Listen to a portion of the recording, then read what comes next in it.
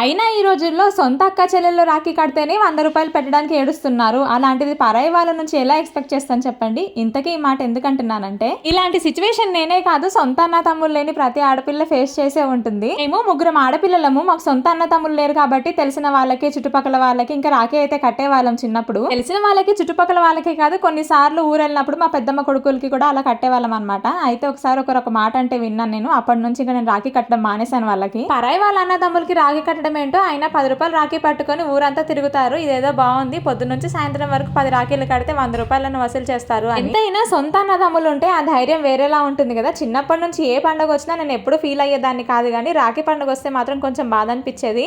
మాకు కూడా ఒక అన్నో తమ్ముడో ఉంటే బాగుండేది కదా. నాకు లేకపోయినా కనీసం మా పిల్లలకైనా ఒక అన్నో తమ్ముడో ఉంటే బాగుండేది అనిపించేది. కానీ ఏం చేస్తాం, దేవుడు అందరికీ అన్ని అదృష్టాలు ఇవ్వడు కదా. కనీసం మా పిల్లలు కూడా సొంత అన్నో తమ్ముడో లేకుండా చేశాడు ఆ దేవుడు.